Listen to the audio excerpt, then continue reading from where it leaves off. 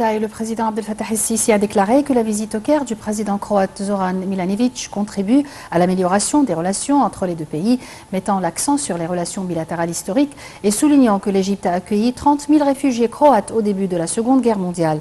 Lors d'une conférence de presse conjointe avec son homologue croate, le chef de l'État a souligné que les entretiens avaient abordé les positions politiques de la Croatie, soutenant les questions centrales de l'Égypte dans les forums internationaux, notamment au sein de l'Union européenne. Tout de suite, un compte rendu sur la visite du président croate en Égypte. Lors d'une conférence de presse conjointe avec son homologue croate, le chef de l'État a souligné que les entretiens avaient abordé les positions politiques de la Croatie, soutenant les questions centrales de l'Égypte dans les forums internationaux, notamment au sein de l'Union européenne, telles que la crise du barrage de la Renaissance, ainsi que le consensus sur de nombreuses questions d'intérêt commun.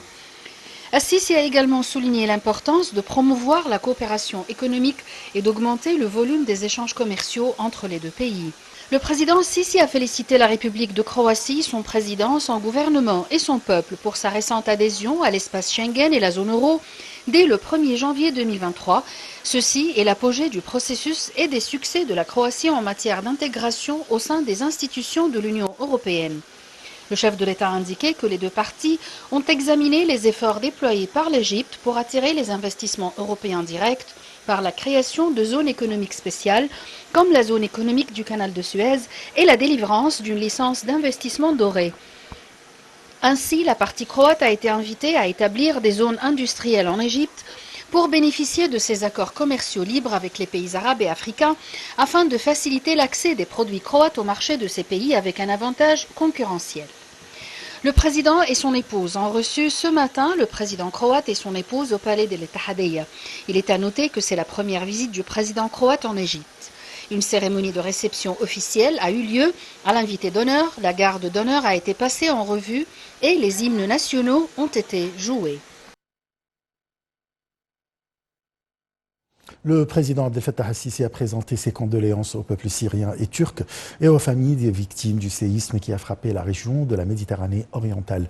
El-Sisi a souhaité aux blessés un prompt rétablissement et a affirmé la ferme solidarité de l'Égypte avec les peuples syriens et turcs et le souci de l'Égypte de fournir toute assistance afin de faire face aux répercussions de ce tremblement de terre. Dans un communiqué publié aujourd'hui par le ministère des Affaires étrangères, la République arabe d'Égypte a exprimé ses condoléances et sa solidarité avec la Turquie et la Syrie pour les victimes du tremblement de terre qui a touché les deux pays, ainsi qu'un certain nombre de pays de la région de la Méditerranée orientale, souhaitant aux blessés un prompt rétablissement. L'Égypte a également présenté ses sincères condoléances aux familles des victimes et aux deux peuples frères, turcs et syriens, soulignant sa disponibilité à fournir toute assistance afin de faire face aux répercussions de ce tremblement de terre. Le ministère des Affaires étrangères a également indiqué s'enquérir des nouvelles des ressortissants égyptiens en Syrie et en Turquie.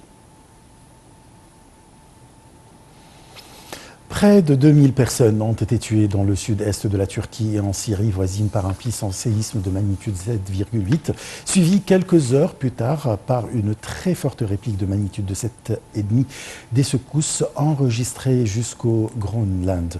Ce bilan très provisoire ne cesse de s'alourdir puisqu'un très grand nombre de personnes restent piégées sous les bâtiments effondrés qui se comptent par milliers. La première secousse est survenue à 4h17 locale, 1h17 GMT.